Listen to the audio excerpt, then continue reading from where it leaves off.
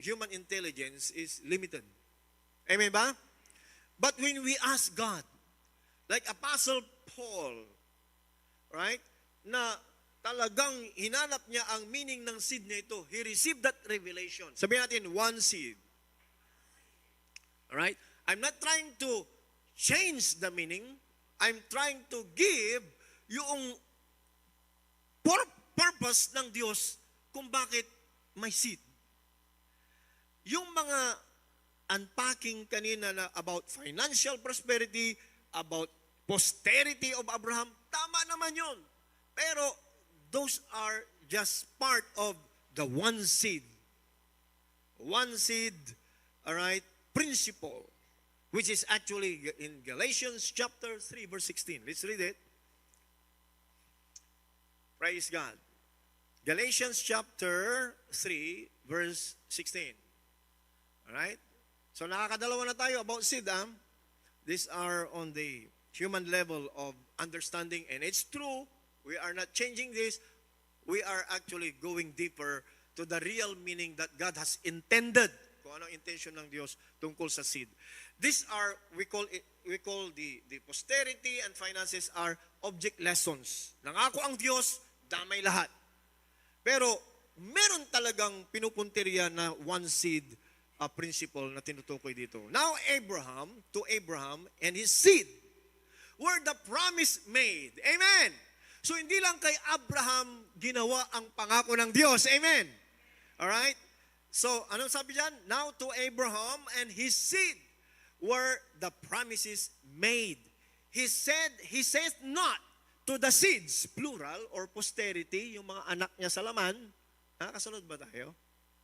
Pag sinabing seeds dyan, representing salinlahi, mga angkan, mga posterity, yung mag-multiply kayo as the sun and the sea, and that's true, dumami. Amen ba? Praise God. Pero, in Pauline revelation, alright, inireveal yung seed na yan. It is not seeds ang tinutukoy doon sa Abrahamic blessing, but seed, singular. Yan ang liwanag. But as one.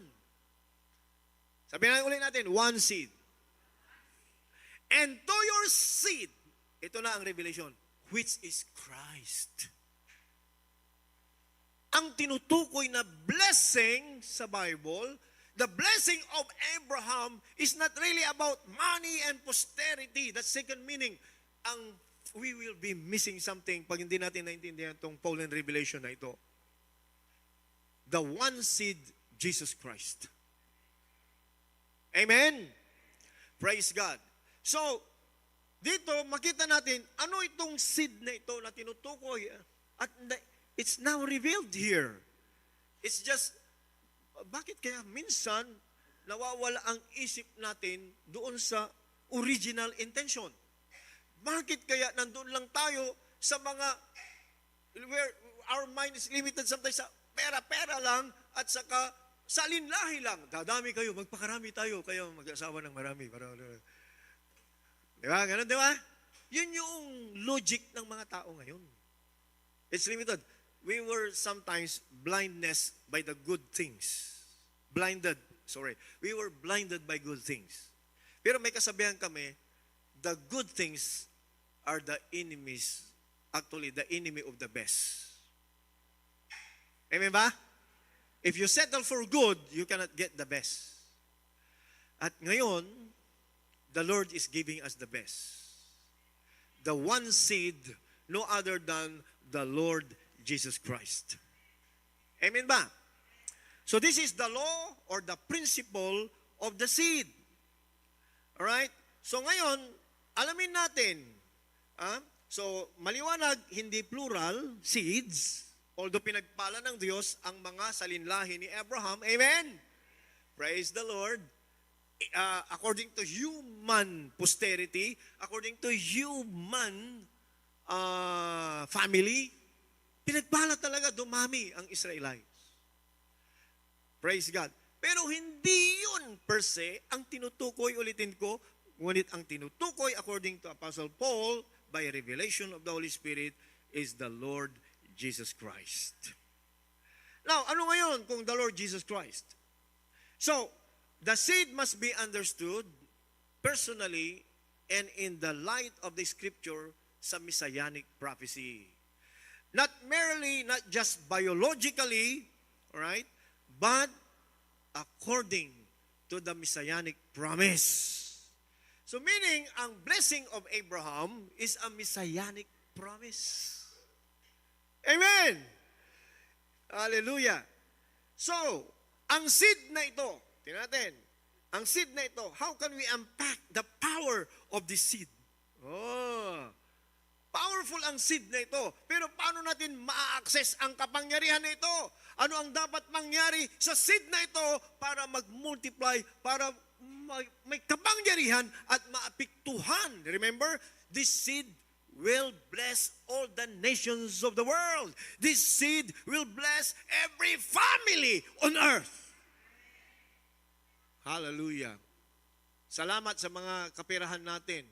May mga misyonaring na isisend. But what is mission without Christ? What is family without Christ? What is building a transformed nation without Christ? Walang kwenta po yun. Alright?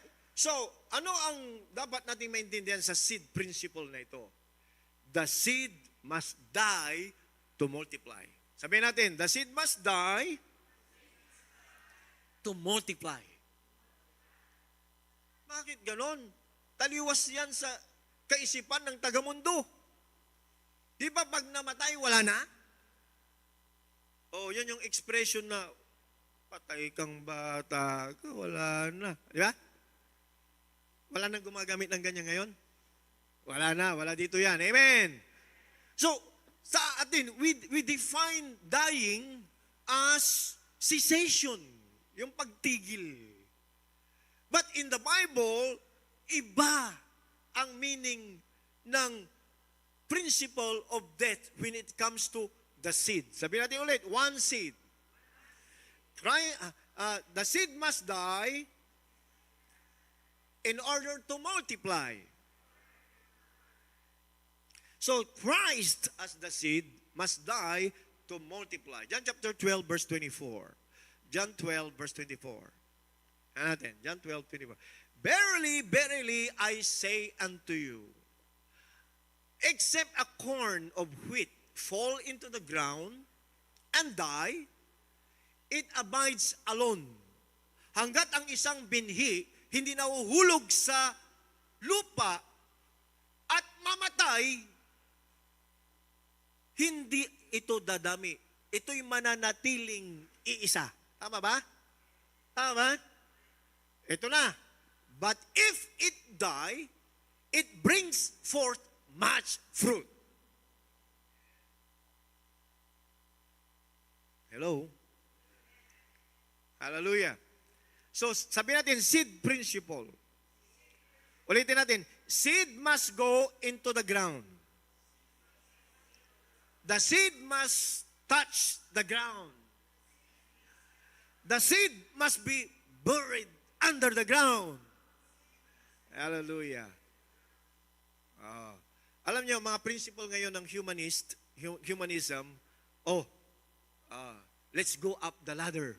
Let's go up the ladder of success. Di ba? Pero ang principle ng seed ay, the way to going up is going down. Kaya hindi biro-biro yung sinabi ng isang presidente ng Pilipinas nung siya'y nagtanong. Alam niyo yon? Where is the going up downstairs? Akala nyo joke yun, totoo yun. Joke nyo, pero totoo. Or where is the going up downstairs? Or where is the going down upstairs? Di ba? May katotohanan doon, di ba? Alright. So, the seed must go into the ground. Ulitin din natin ito, death precedes multiplication. Ulitin natin, death precedes multiplication. Hallelujah. Sinong sa ngayon pa lang ay nakukuha na niya yung ibig sabihin ng death precedes multiplication? Alright? Christ must die to multiply. Amen ba? Okay. Sino dito ang teacher? Biology, botany. Meron. Nagturo kayo? Amen. But, well, observant na lang. Observer. Santol, balik tayo sa santol. Yung mangga, tapos na tayo kasi baka mag-salivate kayo, di ba? Okay, santol. Yung santol, isa sa mga seed na pinakamatigas. Tama ba? Ang pangalawa na matigas na seed, yung seed ng chisa. Tama? Prinsesa nakaupo sa tasa. Parang gano'n yung joke na yun eh. Hindi ba? Pineapple. Ano yung chisa? Ano yung chisa? Bugtong yun eh. Okay. Pinakamatigas ang mga shell ng mga yan. Tama ba? Pero paano ka magtanim ng seed na ganun katigas? Okay lang yung pakwan kasi ginagano lang natin. Pinapasok mo yung buto ng bakwan dito sa right, lumalabas yung sa kabila, di ba? Yung cover. Pero sa seed ng sa seed ng santol, hindi pwede yun. Sobrang tigas. Amen. Anong gagawin mo sa seed na yun? Makapal ang cover. Tama? Ibabaon mo sa lupa. Tama? Anong gagawin? Mayroong time frame.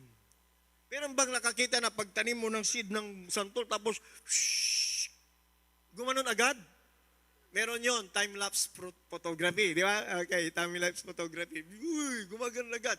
Pero sa normal situation, environment, ibabaon mo, number 1, ally is time. Tama ba? Number 2, ally, change of temperature. Didiligin ng tubig, malamig. Araw, heat. Tama? Araw, heat, araw, lamig, gabi, araw, tubig, dry. Ano mangyayari sa seed? Magbi-break. Magbi-break yung outer shell. Tama ba? Minsan may pressure pa, naaapakan. Tama? Amen. So, yung seed na yan, actually, ay pag ibinaon, mayroong life principle inside. Remember yung sinabi ko? May code na inilagay ang Diyos, the power to multiply. Amen. Pero sinabi ng Panginoon, kahit corn, pag hindi dumapo sa lupa, o hindi ibinaon na ganyan, subject to temperature change, environmental pressure, mananatili siya na pag nasa garapon, na mag-isa. Tama ba? Walang multiplication. Tama ba? Hindi ibig sabihin na yung seed walang kwenta, may life principle sa loob. Naintindihan yung life principle? May reproductive power sa loob. Pero, hindi siya mag-multiply pag nasa garapon. Sino naniniwala doon? At endangered yun na mabuotan. Ano yung mabuotan? At pag naamag na siya, wala na. Wala na, tapon na yon. Now, yung seed na yan, pag dumapo sa lupa, subject to pressure, time and environmental change, magbe-break. At yung breaking na yon will give way to the germ.